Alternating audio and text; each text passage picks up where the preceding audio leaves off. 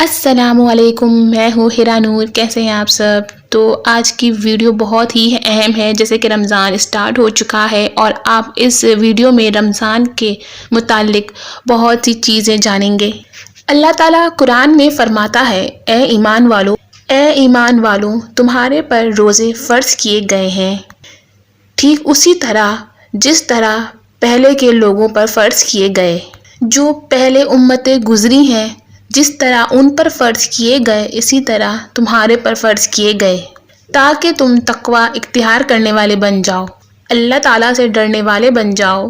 رمضان المبارک بہت ہی سلامتی والا، رحمتوں والا، برکتوں والا اور بہت ہی خاص مہینہ ہے، جس کی شان کو الفاظ کے اندر بیان نہیں کیا جا سکتا۔ یہ ایک ایسا مہینہ ہے جو آپ صلی اللہ علیہ وآلہ وسلم نے فرمایا، پہلا عشرہ رحمت ہے، دوسرا عشرہ مغفرت ہے اور تیسرا عشرہ جہنم سے نجات کی نوی لے کر آتا ہے۔ جس مہینے کے بارے میں اللہ تعالیٰ خود فرماتا ہے کہ روزہ میرے لیے ہے اور اس کی جزا میں ہوں، تو روزے کی فضیلت اور اس کی مبارک گھڑیوں کو کون بیان کر سکتا ہے؟ آپ صلی اللہ علیہ وآلہ وسلم نے ارشاد فرمایا کہ قیامت کے دن ایک پروں والی قوم آئے گی اور ان کے پر یوں ہوں گے جیسے پرندوں کے پر ہوتے ہیں، اور وہ قوم، وہ مخلوق اپنے پر جنت کی دیواروں پر ماریں گی کہ ہمیں جنت میں داخل ہونے دو۔ تو جنت کے فرشتے یعنی رضوان ان سے پوچھیں گے کہ تم کون ہو؟ تو وہ مخلوق عرض کریں گے کہ ہم آپ صلی اللہ علیہ وسلم کے غلام ہیں۔ وہ فرشتے پوچھیں گے کیا تمہارے لیے میزان قائم ہوئی ہے؟ تو وہ مخلوق کہے گی کہ ہمارے لیے کوئی میزان قائم نہیں ہوئی۔ فرشتے پوچھیں گے کیا تم پل صراط سے گزر کر آئے ہو؟ وہ کہیں گے ہمیں کچھ معلوم نہیں ہے کہ پل صراط کیا ہے اور نہ ہی ہم پل صراط سے گزر کر آئے ہیں۔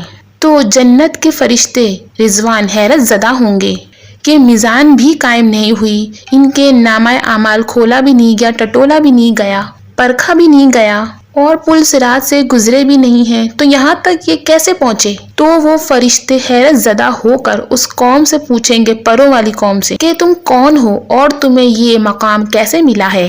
وہ قوم یہ کہے گی ہم حضور کے امتی ہیں اور ہمیں یہ مقام اس لیے ملا ہے کیونکہ ہم دنیا میں پوشیدہ عبادت کرتے رہے ہیں، تو اس لیے اللہ تعالیٰ نے ہمیں جنت میں پوشیدہ طریقے سے بھیج دیا ہے۔ ہم دنیا میں پوشیدہ عبادت کرتے رہے ہیں اور اللہ تعالیٰ نے ہمیں جنت میں پوشیدہ طریقے سے بھیجا ہے۔ تو یہ رمضان المبارک کی عبادت بہت ہی افضل ہے، کیونکہ آپ کوئی عبادت کر رہے ہوتے ہیں تو آپ کو کوئی دوسرا بھی دیکھ رہا ہوتا ہے۔ آپ جیسے عمرے پہ جاتے ہیں یا حج پہ جاتے ہیں تو آپ کے ارد گرد کے لوگوں کو پتہ ہوتا ہے آپ کے بارے میں۔ آپ جہاد کر رہے ہیں تو اس کو مخلوق خدا بھی دیکھ رہی ہے۔ تو یوں جتنے بھی اعمال ہیں ان پر کوئی نہ کوئی گواہ ہوتا ہے۔ تو رمضان المبارک یعنی روزہ ایک ایسی عبادت ہے جو بندے اور رب کے درمیان راز ہے، اور یہ راز بندے اور رب کے درمیان ہوتا ہے۔ آپ اپنے کمرے میں ہیں اور کمرے میں پانی بھی موجود ہے، آپ کو پیاس بھی لگی ہے، آپ پینے پر قدرت بھی رکھتے ہیں لیکن پی نہیں رہے کہ اللہ تعالیٰ دیکھ رہا ہے کہ اللہ ناراض ہو جائے گا۔ کمرے میں کھانے کی کوئی چیز بھی پڑی ہے، آپ کو بھوک بھی ہے، آپ کھانے پہ قدرت بھی رکھتے ہیں اور کوئی ارد گرد آپ کو دیکھ بھی نہیں رہا، لیکن آپ اس لیے نہیں کھاتے کہ اللہ تو دیکھ رہا ہے۔ تو اس لیے اللہ تعالیٰ فرماتا ہے کہ روزے کی جزا میں ہوں اور اس کی جزا میں بندے کو خود دوں گا، اور اس کی جتنی جزا ہے اس کو الفاظ کے اندر بیان نہیں کیا جا سکتا۔ تو یہ جو عمل میں آج آپ کو بتا رہی ہوں یہ رمضان کے 30 دن کے عمل ہے اور یہ 30 دن پر مشتمل ہے۔ اس عمل کو اللہ والوں پکڑ لو، اگر گھر میں جادو ہے جادو ٹوٹ جائے گا، گھر میں بندش کا مسئلہ ہے، کاروبار کا مسئلہ ہے، مالی بندش ہے، رشتوں کی بندش ہے، صحت کی بندش، روحانی بندش، اللہ بندش سے چھٹکارا عطا فرما دے گا، اور ان سارے مسائل سے بھی۔ رجت کا شکار ہو گئے ہو غلط وظائف پڑھ کر، اللہ سے توبہ کر لو اور اس عمل کو دن رات کرو، انشاءاللہ افاقہ ہوگا اور اللہ تعالیٰ شفا دے گا۔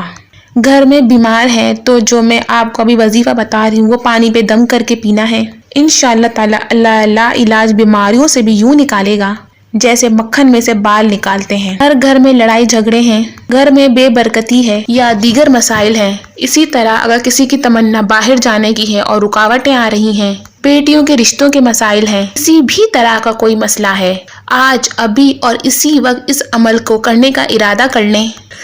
تو جب تک یہ رمضان ہے، مطلب یہ 30 دن یا 29ویں دن، تو اس دن یہ ختم ہو جائے گا، مطلب پورا مہینہ چلے گا۔ تو آپ نے کرنا کیا ہے کہ آپ نے عشاء کی نماز پڑھنی ہے، پھر آپ نے تراویح پڑھنی ہے، اور جہاں آپ تراویح پڑھ رہے ہیں وہاں پر ہی آپ بیٹھ کر 70 مرتبہ درود ابراہیمی، پھر 70 مرتبہ قل هو اللہ احد یعنی سورہ اخلاص، اور 100 مرتبہ آپ پڑھیں گے سید الاستغفار، استغفر اللہ الذی لا الہ الا هو الحی القیوم واتوب الیہ۔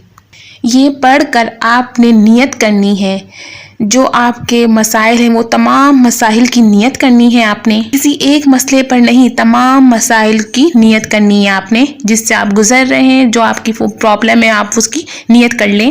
یاد رہے کہ آپ نے دنیاوی دعائیں بھی مانگنی اور آخرت کی بھی، وہ تمام مسائل جن کی وجہ سے آپ پریشان ہیں ان کی بھی نیت کرنی ہے اور آخرت کی بھی آپ نے نیت کرنی ہے، تاکہ ایک تیر سے دو شکار ہو جائیں، تاکہ ہمیں ہماری جو ضرورتیں ہیں اللہ تعالی ہمیں وہ بھی عطا کر دے اور اپنی رضا بھی، اللہ کا قرب، اللہ کی محبت بھی ہمیں مل جائے۔